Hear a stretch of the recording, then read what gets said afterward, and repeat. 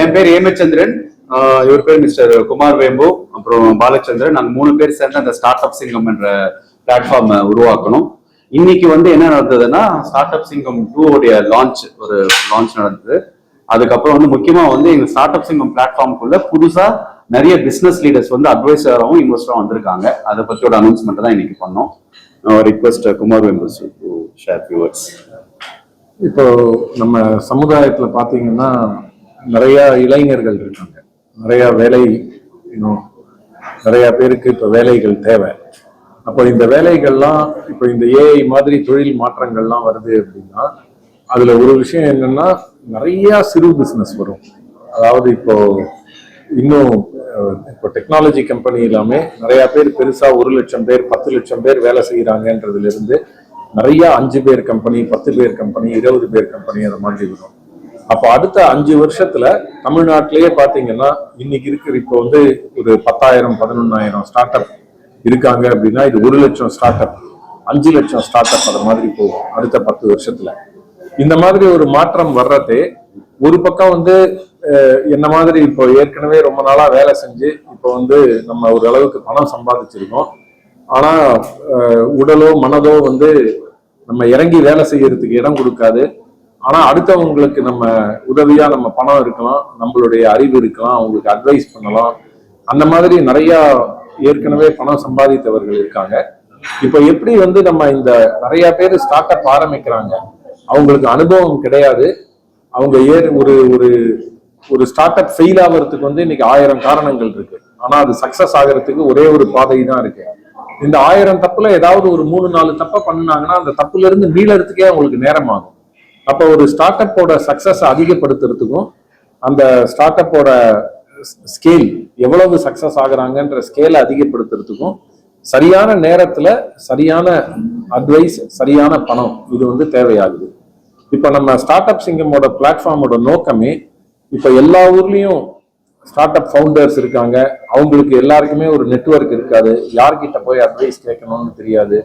அப்போ நிறைய பேரை பார்த்தாதான் இவங்க தான் நம்மளுக்கு சரியான அட்வைசரா இருப்பாங்க, இவங்க தான் நமக்கு சரியான இன்வெஸ்டரா இருப்பாங்கன்னு தெரியும். அப்போ ஒரு ஸ்டார்ட் அப் பாயிண்ட் ஆஃப் வியூல அவங்களால நிறைய இன்வெஸ்டர், நிறைய அட்வைசரை குறைந்த காலத்துல மீட் பண்ண முடியும். ஒரு இன்வெஸ்டரை பொறுத்த வரைக்கும் அவங்களுக்கு என்ன மாதிரி ஃபவுண்டர் சரியா வருவாங்களோ, என்ன மாதிரி ஒரு ஸ்டார்ட் அப் பிசினஸ் ஐடியா நல்லா இருக்குமோ அதுல அவங்களால எவ்வளவு ரிஸ்க் எடுக்க முடியுமோ அதுக்கு தகுந்த மாதிரி அவங்க இன்வெஸ்ட் பண்ணணும். அவங்களும் அதிகமான ஸ்டார்ட் அப்பை குறைந்த நேரத்துல பார்த்தாதான் அவங்கள்ட்ட இருக்கிற பணத்தை வேகமா இன்வெஸ்ட் பண்ண முடியும். அப்போ எப்படி நம்ம இந்த ஒரு நிறைய ஸ்டார்ட் அப்புகளையும் கொண்டு நிறைய இன்வெஸ்டரையும் கொண்டு இவங்க 2 பேரும் ஒருத்தர் வேகமா அதிகமான பீப்புளை சந்திச்சு அவங்களுக்கு தேவையான, அவங்களுக்கு சரியான ஒரு பார்ட்னரை சூஸ் பண்ணி இன்வெஸ்ட்மெண்ட் எடுக்கிறதோ அட்வைஸ் வாங்கிக்கிறதையோ முடிவு பண்ணுவாங்க. அதுதான் இந்த பிளாட்ஃபார்மோட முக்கியமான நோக்கம். இதை செய்யறதே இந்த சக்சஸ் பிரீட்ஸ் சக்சஸ் அப்படின்வாங்க. அப்போ நம்ம இதுல சக்சஸ் ஸ்டோரியா வரவங்களை ஒரு டெலிவிஷன் ப்ரோக்ராம் வழியா நம்ம ஷோகேஸ் பண்றோம் அப்படின்னா நிறைய பேருக்கு ஒரு ஸ்டார்ட் அப் ஆரம்பிக்கலாம்னு வரும். இப்போ நீங்க உலகம் முழுக்க பாத்தீங்கன்னா இப்போ அமெரிக்கால சிலிக்கன் வேலி, அமெரிக்கா ஒரு இன்னோவேட்டிவ் கண்ட்ரின்றாங்க. சிலிக்கன் வேலியில ஒரு 10 ஸ்டார்ட் அப் ஆரம்பிச்சா 9 ஸ்டார்ட் அப் மூடிடுறாங்க, 1 தான் வளருது அப்படின்னு சொல்றாங்க.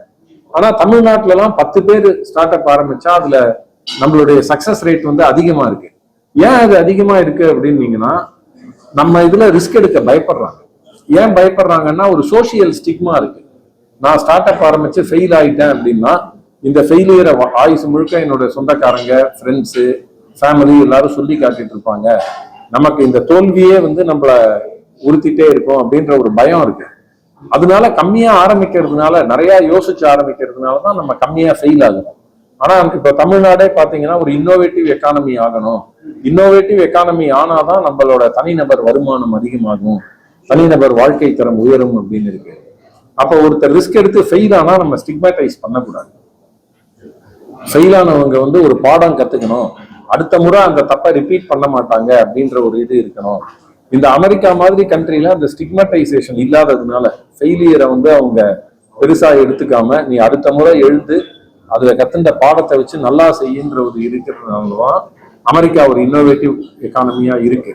நம்ம சொசைட்டியும் அதை மாதிரி இன்னோவேட்டிவா மாத்தணும் அப்படின்னா ஒரு ஸ்டார்ட் அப்போட சக்சஸ் ஸ்டோரியை நம்ம காட்டுறோம். அவங்க என்ன மாதிரி அந்த ஷோல வந்து அவங்களுக்கு என்ன மாதிரி கேள்விகள் வருதுன்னு காட்டுறோம். அப்ப என்ன ஆகுது, குடும்பத்துல இருக்கிறவங்க ஒரு ஒரு வீட்டுல ஒரு ஆண்டர்பிரினரோட மனைவி, அவங்களுடைய குழந்தைகள், அவங்களுடைய அம்மா அப்பா, அவங்களுடைய ரிலேட்டிவ் எல்லாருக்குமே ஒரு ஆண்டர்பிரினருக்கு என்ன ஸ்ட்ரகிள் இருக்கு, அவங்க என்ன செய்யணும்ன்றது புரியுது. அப்ப அவங்களுக்கு ஃபேமிலி சப்போர்ட், சோசியல் சப்போர்ட் எல்லாம் பெட்டரா கிடைக்குது. அவங்க ஃபெயில் ஆனாலும் இது வந்து ஒரு நல்ல முயற்சி பண்ணினாருன்னு என்கரேஜ் பண்ணுவோம், ஃபெயிலியரை பார்க்க வேணான்ற ஒரு இது வருது. அப்ப அதிகமான பீப்புள் ரிஸ்க் எடுப்பாங்க, அதிகமான பீப்புள் வந்து ட்ரை பண்ணுவாங்க. இது முதல்ல வந்து மக்களை சந்தோஷமா வச்சுக்கும். ஏன்னா எனக்கு ஆசை இருக்கு செய்யலன்ற ரெக்ரெட் இருக்காது, சந்தோஷமாவும் ஆக்கும் நம்ம சமுதாயத்தை. இதுல நிறைய சக்சஸ் உருவாகிறதுனால வசதியையும் பெருக்கும். அந்த இதனால வந்து இன்னும் நிறைய எல்லாருமே வந்து ஐடியாஸ் நிறைய வரும், நம்ம ஒரு இன்னோவேட்டிவ் எக்கானமி ஆகும். இதுதான் நம்ம ஒரு ஒரு ஸ்டார்ட் அப்க்கு இன்வெஸ்ட்மெண்ட் கிடைக்கணும்ன்றதை விட ஒரு பெரிய கோல் வந்து சமுதாயத்துல வந்து ஒரு ஆண்டர்பிரினரல் மைண்ட் செட், ஒரு இன்னோவேட்டிவ் மைண்ட் செட் கொண்டு வரணும்ன்றது இந்த ப்ரோக்ராம் வழியா நம்மளுடைய முக்கியமான நோக்கம்.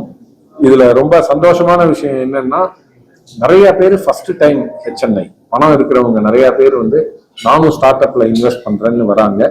அதே மாதிரி நிறைய பேர் வந்து ஸ்டார்ட் அப் ஆரம்பிக்கிறதுக்கு வராங்க. அது ரொம்ப சந்தோஷமா இருக்கு. சீசன் 2 வந்து எப்போ ஆரம்பிக்குது? ஜனவரி 25ஆம் தேதி ஃபர்ஸ்ட்